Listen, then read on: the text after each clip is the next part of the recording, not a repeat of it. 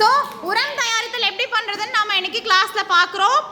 இதில் நம்ம என்ன பண்ணோம், குப்பைகளை பிரித்தல்ல கிரீன் கலர் வேஸ்ட் எடுத்து கிச்சன் வேஸ்ட்டில் முட்டைத்தோல் இருக்கா, முட்டைத்தோல் எடுங்க. அடுத்தது தயிர், காய்கறி கழிவுகள், தேங்காய் நார், அதுக்கப்புறம் நீ பார்த்தீங்கன்னா இந்த எலுமிச்சம்பழ தோல், ஆரஞ்சோட தோல், காஞ்ச இலைகள் எல்லாம் வச்சு நம்ம லேயர் லேயராக கொடுத்து என்ன பண்ண போகிறோம், காம்போஸ்டிங் பண்ண போகிறோம். ஓகேவா? ஃபர்ஸ்ட் எடுங்க பார்க்கலாம். ஒரு டப்பாவில் மண் இருக்கா, மண் எடுத்துட்டோமா நம்ம இப்போ இந்த மண் நிறைய நம்மளுக்கு தேவைப்படுது. சரி, அடுத்தது வந்து நியூஸ் பேப்பர், அப்புறம் என்னது சொல்லுங்க, வெங்காயத்தோல், முட்டை தோல், அடுத்தது அது என்ன, காஞ்ச இலைகள், நியூஸ் பேப்பர் வேஸ்ட், தேங்காய் நார், தயிர் இருக்கணும், தயிர் இருந்துச்சுன்னா அதையும் நம்ம யூஸ் பண்ணிக்கலாம். சரியா? எலுமிச்சம்பழ தோல் எல்லாமே இருக்கா. இப்போ நம்ம இது எல்லாத்தையும் வச்சு என்ன பண்ண போறோம்னா லேயர் லேயரா போட போறோம். இங்க வந்து ஓட்டை போடுறோம், ஒரு பாட்டில்ல ஒரு லேயர்ல. இப்போ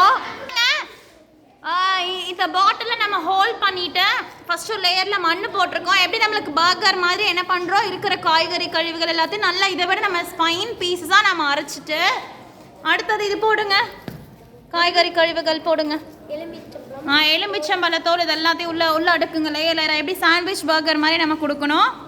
போட்டாச்சா? நெக்ஸ்ட் கோகனட், அது பேர் கொக்கோ பீட்னு சொல்லி நம்மளுக்கு வெளியில் கிடைக்கும். நம்ம அது வீட்லேயே நம்ம குட்டியான பீசஸாக போடணும், குட்டியாடுங்க கொஞ்சமாக. ஸோ நெக்ஸ்ட்டு நியூஸ் பேப்பர் வேஸ்ட்டா, ட்ரை லீவ்ஸ், கொஞ்சமாக நம்ம வந்து இதை வந்து பதப்படுத்துறதுக்காக தயிர் ஊற்றுவோம். சரியா? கர்ட் யூஸ் பண்ணுவோம். ஊத்துரு. ஓகே. ஸோ மறுபடியும் போடுங்க. நெக்ஸ்ட் மறுபடியும் சாண்ட் போடுங்க. நல்லா செம்மண் இருந்துச்சுன்னா ஈஸியாக உங்களுக்கு ஃபர்டைல் கிடைக்கும்.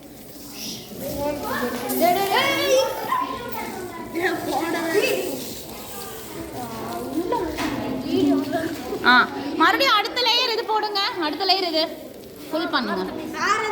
ஆரஞ்சு தோல் இதெல்லாம். இதில் முக்கியம் என்னன்னா உங்களுக்கு இதில் லீவ்ஸ். சரி, மறுபடியும் லீஃப் போடுங்க. அதே மாதிரி லேயர் லேயராக நம்ம மண்ணும் இதையும் கலந்து போடுறோம்.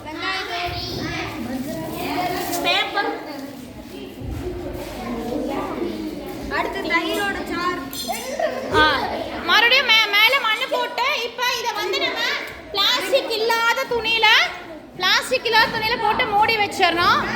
நம்ம அதை மூடி ஒரு 15 days once வந்துட்டு நம்ம இதை வந்து கிளறி விடுறோம். ஓகேவா? இப்போ நம்ம நார்மலான ஒரு சன்செட்டான இடத்துக்கு வந்து நம்ம இதை ஸ்டோர் பண்ணி வைக்க போகிறோம்.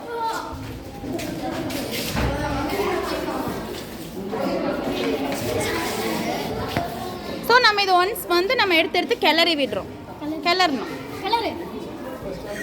ஒரு 10 days once இந்த மாதிரி, அவ்வளோதான்.